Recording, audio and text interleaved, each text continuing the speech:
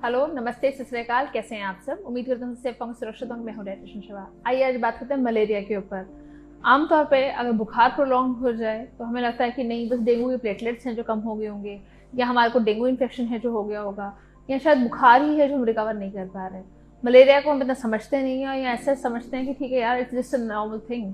But जो हमारे को दिक्कत आती है वो ये, दैट्स द रिकवरी फेज। आपका रिकवरी है जो लेट होनी शुरू हो जाती है और आप अपने आप को बहुत ज़्यादा थकावट से या अपने चिड़चिड़ापन से जूझ रहे होते हैं। आइए पहले ये समझें मलेरिया में खाना क्या चाहिए, फिर उसकी रिकवरी डाइट की बात करेंगे। मलेरिया अगर बॉडी में होता है तो इन्फेक्शन और एंटी इन्फेक्शन डोज दोनों इकट्ठे हैं जो बॉडी में चल रहे होते हैं। तो क्योंकि कांस्टेंट फाइट है जो चल रही होती है, इसलिए बॉडी टेम्परेचर कॉन्स्टेंटली रेज्ड है जो रहता है। तो उसमें क्या क्या खाना चाहिए? फर्स्ट, इसमें ब्लैंड डाइट्स हैं जो खानी चाहिए।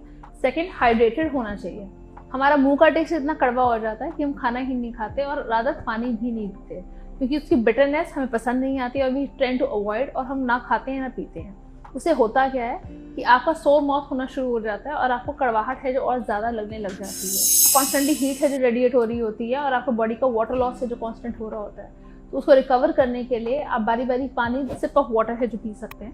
अगर आप सिप ऑफ वाटर नहीं पीना चाहते हैं तो प्लीज़ एटलीस्ट कम से कम 3-4 गिलास इकट्ठे मत पीजिएगा। पेशेंट्स रहते हैं दवाई खाई तो उसके साथ 2 गिलास पानी पी लिया, फिर बाद में 2 गिलास पानी और पी लिया, बट उसका कोई लॉजिक नहीं होता।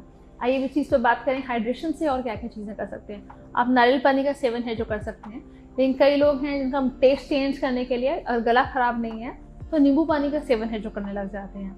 जब भी आप सोर थ्रोट से जा रहे होते हैं या आपको बुखार हो रहा होता है तो सोर थ्रोट हो ही जाती है, तो एटलीस्ट नींबू पानी ऐसी चीज़ों को एटलीस्ट अवॉइड करना चाहिए और नॉर्मल ल्यूकवार्म वाटर है जो लेना चाहिए। अब क्योंकि सीजन चेंज हो रहा है, कफ कोल्ड है जो होती है, अब कफ कोल्ड में और क्या क्या चीज़ों का ध्यान रखना है इस पर बात करते हैं। अगर आप खाना खा रहे हैं, कोशिश करें दलिया खिचड़ी है जो खाएं। आप दालों का सेवन कर रहे हैं तो हल्की दालें खाएं, साबुत दालें ना खाएं। और सब्जी अगर खा रहे हैं तो घिया तोरी का सेवन है जो कीजिए, लाइट मील्स का सेवन है जो कीजिए, क्योंकि आपकी बॉडी को हैवी मील अब्जॉर्ब ही नहीं होगा। हम लोग आमतौर पर पनीर खाते हैं कि रिकवरी रेशो अच्छी हो जाएगी, लेकिन बॉडी कभी भी उस टाइम पे एसिमुलेट ही नहीं कर पाती। पनीर रिकवरी पे काम आता है, during the time of infection पे काम नहीं आता। जब भी इन्फेक्शन से बॉडी प्रोन होती है तो जी हाँ, मील्स को हमेशा लाइट है जो करना होता है और इजी मील्स हैं जो करने होते हैं। आइए इस पर बात करें कि और क्या क्या खाना चाहिए और किस अकॉर्डिंगली हम चीज़ों को अपनी इम्प्रूव कर सकते हैं। आपकी बॉडी का अगर मेटाबॉलिज्म है जो इम्प्रूव होता जाएगा तो भी आपकी बॉडी हीट बहुत ज़्यादा जनरेट करती है, और काफ़ी सारे लोग हैं जो वेट लॉस के शिकार हो जाते हैं आफ्टर मलेरिया या डेंगू। अगर हमें ऐसी चीज़ है जो होनी शुरू हो जाती है तो इसका मतलब ये कि आपकी बॉडी एक्सट्रीम फ्रेजाइल है जो हो चुकी है और एक्सट्रीम वीक होती जा रही है। तो उसमें क्या खाना चाहिए इस पर बात करते हैं। आप जब भी रोटी खा रहे हो कोशिश करें उसमें मेथी थोड़ी सी ब्लेंड करके डाल दी, या कसूरी मेथी है जो डाल दी।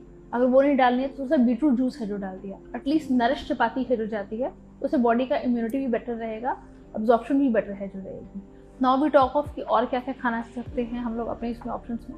अगर आप फ्लैक्स सीड्स खाते हैं दैट्स दे आर ग्रेट, लेकिन आप अगर सीड्स का सेवन ज़्यादा करते हैं तो आपके ओमेगा 3 और ओमेगा 6 भी है जो ज़्यादा जाते हैं बॉडी में और रिकवरी ज़्यादा अच्छी आती है। हम लोग बादाम ज़्यादा खाने लग जाते हैं, काजू ज़्यादा खाने लग जाते हैं, तो इनके साथ दिक्कत ही है जो बढ़ती है, कम नहीं होती। तो इन चीज़ों का ध्यान रखिए। कांस्टेंट अपनी बॉडी को हाइड्रेट है जो रखिए। जो भी मील्स खा रहे हैं फ्रीक्वेंट मील्स हैं जो लीजिए, लेकिन अकेले विटामिन सी की च्यूएबल टैबलेट्स से लेने के बजाय आंवला कैंडीज हैं जो लीजिए। आंवला कैंडी नहीं लेना सकते हैं कि नहीं बहुत मीठी लगती है तो नहीं खानी है, तो आंवला से इम्यूनिटी इंप्रूव नहीं करनी तो गिलोय से इम्प्रूव कीजिए, लेकिन एटलीस्ट इम्यूनिटी बूस्टर्स है जो खाया कीजिए।